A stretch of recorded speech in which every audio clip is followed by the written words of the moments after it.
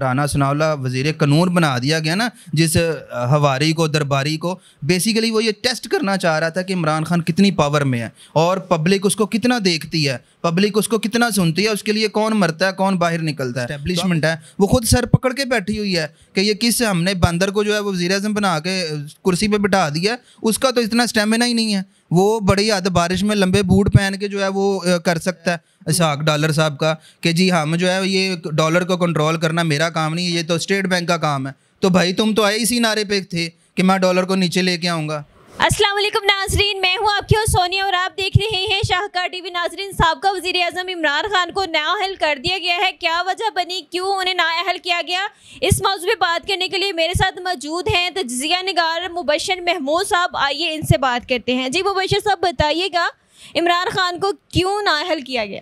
जी, मैं अपने नाजरीन को आगाह करता चलूँ कि ये जो इमरान खान साहब को नाअहल किया गया ये एक बाकायदा साजिश है।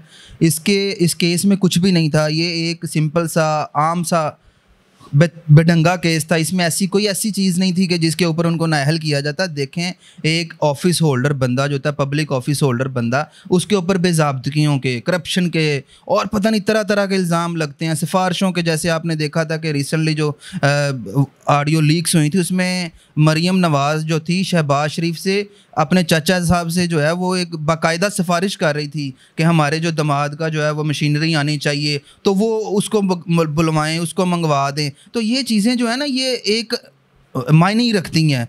आवाम का, हमारी कौम का करोड़ों अरबों का नुकसान होता है, जिसके ऊपर किसी पब्लिक ऑफिस होल्डर को नाअहल किया जा सकता है, उसको जॉब से बर्खास्त किया जा सकता है। एक अभी जो रिसेंटली जो ये सिचुएशन इन्होंने क्रिएट की है, मुल्क का जो नुकसान करने की कोशिश की है, बेसिकली ये जो हमारा राना सनाउल्लाह वज़ीर कानून बना दिया गया ना, जिस हवारी को दरबारी को, बेसिकली वो ये टेस्ट करना चाह रहा था कि इमरान खान कितनी पावर में है और पब्लिक उसको कितना देखती है, पब्लिक उसको कितना सुनती है, उसके लिए कौन मरता है कौन बाहर निकलता है। तो अब उसको मेरे ख्याल से अच्छे से अंदाज़ा हो गया होगा जो गुज़श्ता दिन और आज के दिन जो आपने देखा रोड्स के ऊपर, सड़कों के ऊपर।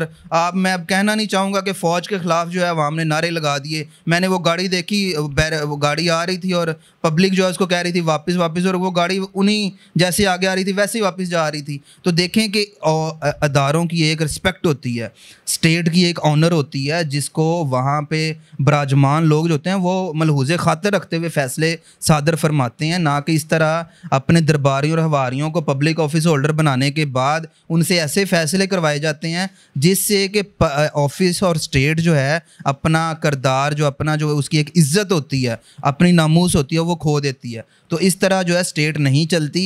ये जिस बंदे को हमने वज़ीर-ए-आज़म बना लिया है ना अब सिलेक्ट करके, हमारी जो एस्टेब्लिशमेंट है वो खुद सर पकड़ के बैठी हुई है कि ये किस हमने बंदर को जो है वो वज़ीर-ए-आज़म बना के कुर्सी पे बिठा दिया, उसका तो इतना स्टेमिना ही नहीं है। वो बड़ी हद बारिश में लंबे बूट पहन के जो है वो कर सकता है। दूसरी बात बड़ी हद हो गई जी, वो हेलीकॉप्टर में या जहाज़ में बैठ के ना 44,000 किलोमीटर की बुलंदी पे वो फ़ोन मिला के अपने नीचे बंदों को ऑर्डर दे रहा होता है। तो वो तो इस तरह के उनके काम है, उनको कहाँ आपने वज़ारत उज़्मा पे बिठा दिया।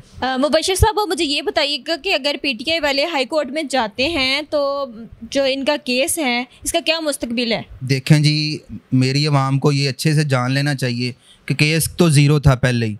आपने नाअहल किया इस चीज़ पे कि जो उसका अपना ज़ाती गिफ्ट था, अगर वो कीमती था और उससे पैसे हासिल करके उसी किसी गरीब बंदे का या मोहल्ले का या किसी गली या सड़क बना दी है, उस पे आपने नाअहल किया उसको, तो केस में क्या जान है। दूसरी तरफ ये है कि उस सीट से आपने नाअहल किया है जिसको औरवज़ी ठोकर मार चुका है, वो कह चुका कि मैं इस्तीफ़ा दे दिया। भाई आप उसका इस्तीफ़ा एक्सेप्ट नहीं कर रहे, बस ये कह रहे हैं कि लड़की घर से भागी नहीं है, लड़की की स्कॉलरशिप है वो अब्रॉड चली गई है। तो ये मामला हैं, छोटी छोटी चीज़ें हैं। सुप्रीम कोर्ट में या हाई कोर्ट में अगर केस जाता है तो वो सिंपली इसको आप वो डिफ़ाइन कर देंगे कि इसका जो है नाअहली नहीं बनती। ये एक छोटा सा ना कम कि बेढंगा केस था जिसको आपने यूज़ करने के लिए टेक्निकल नॉकआउट करने की कोशिश की है। इसमें फ़र्दर ऐसा कोई पॉइंट नहीं था या ऐसी कोई लीगल उन्होंने ऐसा कोई काम नहीं किया, इलीगल काम नहीं किया कि जिसके ऊपर आप उसको नाअहल करार दे के जो है वो सियासत से बर्खास्त कर दें। ऐसी ये जो आमरीत का दौर नहीं है, ना ये कोई 71 वाला दौर है कि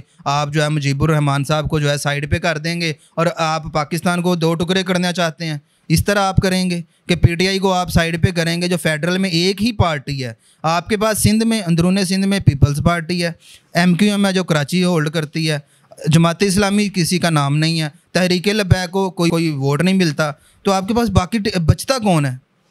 आप बलूचिस्तान में चले जाएं तो वहाँ आपकी अपनी पार्टी हैं। तो भाई फेडरल में एक ही पार्टी है जिसको आप नहीं छोड़ सकते। अगर आपने इस पार्टी को ख़त्म करने की कोशिश की तो ये आपका उल्टा नुकसान होगा, मुल्क को हाथ से गवा देंगे। तो हुक्मरान वक्त को होश के नाखून लेने चाहिए, जो हमारे इस्टेब्लिशमेंट है उनको होश के नाखून लेने चाहिए। इस्टेब्लिशमेंट हमेशा जो है अक्सरियती पार्टी के साथ होती है। तो आप ये किस तरह कर रहे हैं कि आप अक्सरियत को छोड़ के तो आप दूसरों की तरफ जा रहे हैं।